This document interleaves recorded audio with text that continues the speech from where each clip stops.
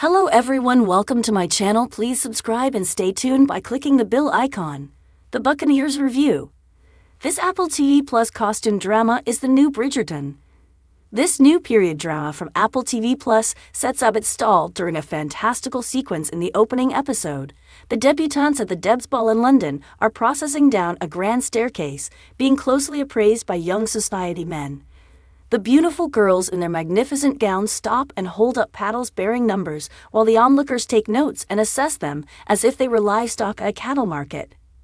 That's at least how Nance George, Christine Froseth, sees it, and our smart proto-feminist, young American heroine, a friend of two of those taking part, is appalled.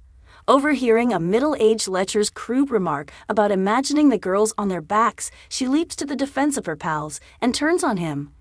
Imagine them as human beings with no interest in your opinions and not caring if you're a king or a mister.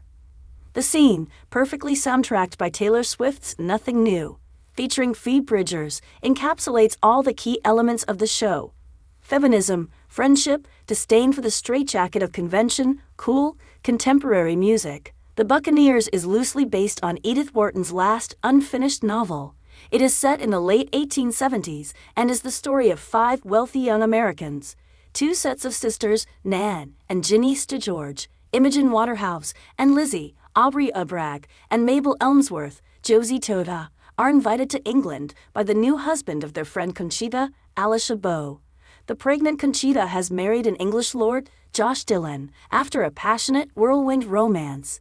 When the St. George and the Elmsworths arrive in London, they are thrown into an endless round of parties, balls, and celebrations, and each of the 8 episodes is framed around some sort of gathering or big social occasion.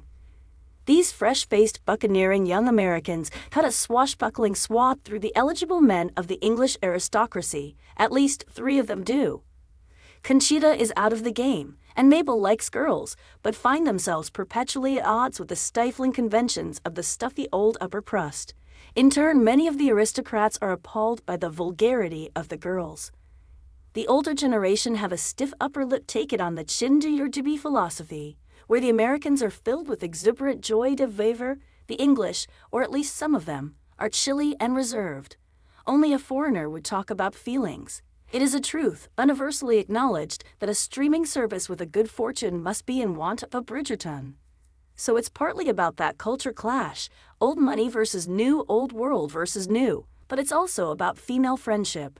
The girls fall out and make up, argue, and reconcile, but ultimately they depend upon each other in order to cope with society's expectations of them. Essentially that they be dutiful and obedient fiancées, wives, and mothers at the expense of their own hopes and desires. As has been remarked before, Wharton was often writing not so much about a gilded age as about a gilded cage. Created and written by comedian and actor Catherine Jaques, with a team of British women writers, The Buccaneers is not a subtle show, but it has been precision tooled to hit all the beats that fans of romantic period dramas expect of the genre.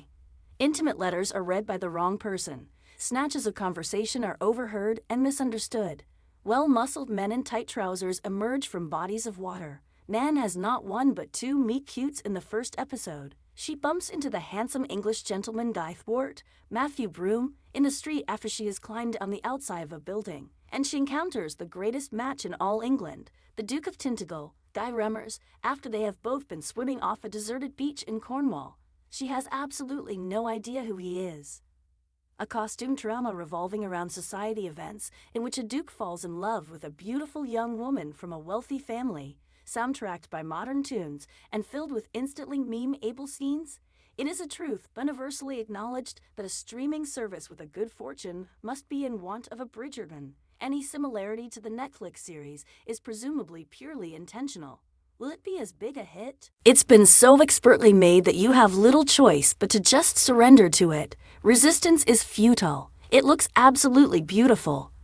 The costume designers have fully understood the assignment, and take a bow, Bonnie, Scotland, where it was filmed, and which doubles for New York, Cornwall, and London. The music, from the likes of Warpaint, Bikini Kill, and of course the mighty Swift, is excellent. The up-and-coming Froseth is a very likable lead.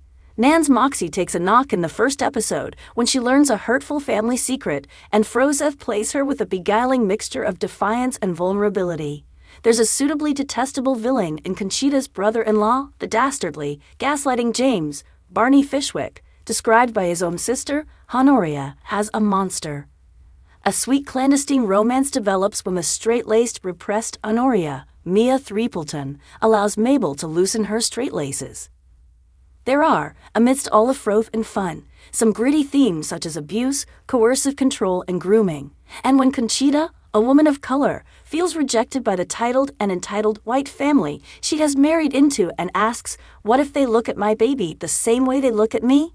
It is not difficult to think of a contemporary parallel the creators may be going for. And although Apple TV Plus is remaining officially tight-lipped at present, certain plot points suggest a second season is a certainty.